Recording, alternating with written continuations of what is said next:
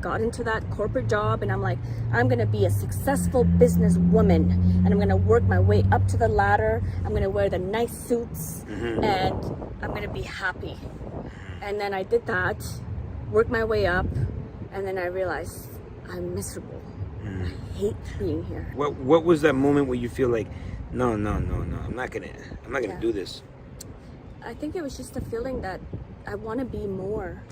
Like, you know, inside that I've outgrown this space and I need to become more. And you know deep inside that you can be more, but you don't know how. But you just know something inside of you tells you, I have not become the real me. Do I really see myself for another 25 years doing this? And the answer was no. Clearly no. And now you're like the queen of all queens of land development.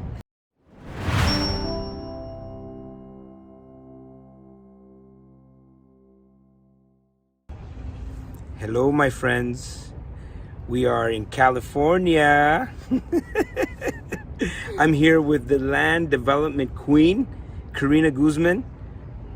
I'm so excited. Alfonso. Me too. Like, I really wanted to share your story with our friends here because I think it's an inspiring story, and I respect you so much. You're an inspirational person. You're a powerhouse rock star of an investor, and why not do it in the sun here? Like, we're doing an event. We have an event here in Irvine, California. You flew down here, and you're an absolute rock star. Thank you, Alfonso. So, we've been trying to connect for a while. I remember looking. You know what caught me? It's like, she's a Libra, because I saw your birthday, and I'm like, how come we don't know each other more? Remember that? Yes.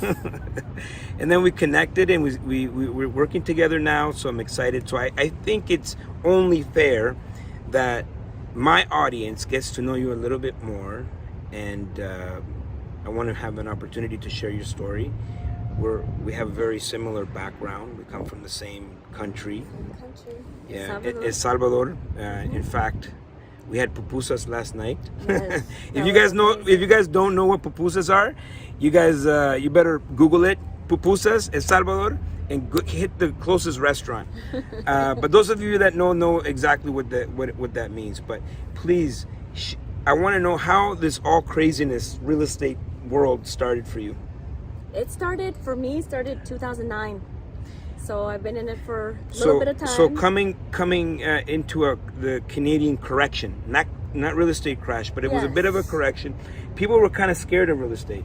Big time. Yeah. But at the time I was just I just got out of university and I was just starting my first corporate job, and I thought, woohoo, I made it. You made it, because that's the dream for a lot of immigrants, right? My parents wanted me to do that, Go to school, get your job. degree, Yeah. go get the job, the government job. And it has the pension and the benefits, and you're set for life. That's it. That's all you can ever hope for. That's it. It's it.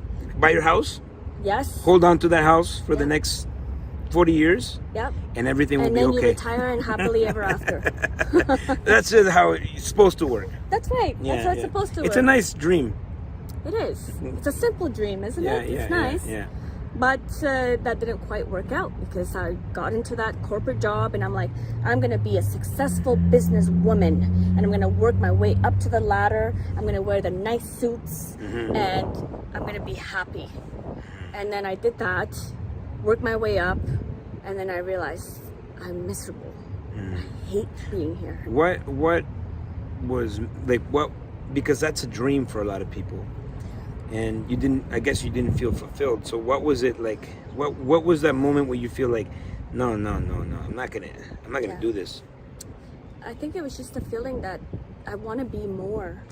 Like, inside that I've outgrown this space and I need to become more. And deep inside that you can be more, but you don't know how. But you just know something inside of you tells you, I have not become the real me. I'm not done yet. Yes, it's like almost like I haven't become who I'm supposed to be. This feeling like I'm living somebody else's life. Yeah. You know, and I was actually, to be honest. A lot of people, like maybe people watching this show, could be in that place right now. A lot of people. So how do you identify it? First of all, that because it could be like you're tired, it could be like health issues, but how do you identify that feeling? It's like you got to get out, you got to do something different, let go of those handcuffs. Like how do you know? Man, it's like that feeling that you wake up in the morning and you're like, I just don't want to do this anymore. And that feeling that, you know what, if I continue this way, for me the big one was, do I really see myself for another 25 years doing this? And the answer was no, clearly no. And I couldn't imagine. I was like, I'm gonna die here if I continue. So did you resignate? How did it work? Like you made a decision, like you just quit, like? Well, you know what, the big push for me was my son. It's very similar to your story. So I really know. relate. We're like the same person. Like this is, it's crazy because when we got together, we started like, hey, what about? Oh yeah. Oh. You know so what I mean? Much. Which is like, to me, it's like incredible. You know? It is. It's so crazy. So your son. I have my first son, Marcos, and I had him. And before that, I knew like there's something inside of me that is very unfulfilled. But when I had him, and seeing his little face, I was like, I want to become the absolute most best version of me for him. He was actually my push to become that. And I was like, there's nothing from here on that's gonna stop me from doing that. And I became obsessed with becoming the best version, because for me it was like, if I'm not my best version, how can I teach him to become the best version of himself? Because he's going to see through your actions. Because a lot of parents, they like to tell their kids, but they're not walking the walk. Yeah, right? Absolutely. You can't tell somebody, don't do this, but then they see you, living a typical same life as everybody else. Yeah. And I knew I didn't want that. So that was my big push. It was my big push. And that's when I began going to every event. I was like that real estate. You were like a sponge. You just wanted, but what, so what intrigued you about real estate? How did you discover real estate? Well, funny, I actually bought right out of university. I got my very first job. And I said to my dad, I need to go buy my first house, because now I have a real job. J-O-B. And I was like, I'll go. And my dad was very supportive. And he's like, yeah, let's go, mija. Let's go buy a house. So he was like my biggest supporter. And then we went out and bought that house. And I love the process. I love negotiating. I love walking through the properties. I didn't know anything about real estate before that. But I was buying, obviously it was an emotional buy that I was doing. But when I got it, I was like, you know what? I have 4 bedrooms. I'm just gonna go and like rent every room. And everybody, even my dad, was like, well, who's gonna rent a room? And I'm like, I don't know. But I did, and I did it like that. And all of my rooms got rented. And I was like, hey, these people living here are paying my mortgage. I should, put extra money, pull some money out, and do it again. Like that was like, this is a thing. Like I could do this. And I did that. Wow, so this is like, now you're like, okay, I got the bug. I got the bug. Yeah. And then you're like, okay, I'm going to go to every real estate event. And that's important, because that's what a lot about, this is like this channel here, like we just like pour the education, right? Like we have 800 videos on this channel, right? And so when people discover real estate, first thing you got to do, just get educated. Just do whatever you can, get into whatever program you can, just to get the education, because that gives you the cheat sheet, right? Yeah, exactly. And just learning about the strategies, because back then I didn't know anything, like nothing. So just absorbing the information, seeing how it's done, different ideas. For me, that was like mind-blowing at the time, because I was like, I never heard of any of this. Nothing. I was just brand new. And just seeing the people there, I would take days off from work just to go to the events. Like I was, like I said, obsessed. Because relentless. I knew I had to make it. Like there was no option. I had to make it work. You know? That's incredible. I mean, it is inspiring, you know. What happened after that? Like, Well, after that, funny, I attended one event, and it was by this time, you know, a little time has passed, and I was having my second son. So I was already, you know, I was pretty pregnant at the time, and I had gone to one other real estate event, and I sat down in the back, and this girl sat next to me, and we hit it off. You know, I'm talking to her, and she said, "Well, my husband and I buy land, and we sever it, and we build semis on them." And I'm like, "Well, what's severance?" And she said, "Well, it's when you cut the land in half, and then you build 2 houses on it." I'm like, "Cool. So how do you know what lots you can do that?" And she goes, "Zoning." And I'm like, "What's zoning?" And she's like, "Oh, I got to tell you all about this." And we hit it off. I got lucky because she was really what started my whole opening into the land development part of the world. And the thing is, when we talk about success, like 90% of it is showing up. Yes. And you showed up to an event, and whether or not you were intrigued or wanted to do that or whatever, there was someone in that same event that sparked something in you. Yes. Where you took action on, because it was like kind of in alignment with your goals, and we talked a lot about lifestyle. Yeah, lifestyle. Yeah. It's kind of interesting. Very interesting. And you never know who you're gonna meet. Yeah.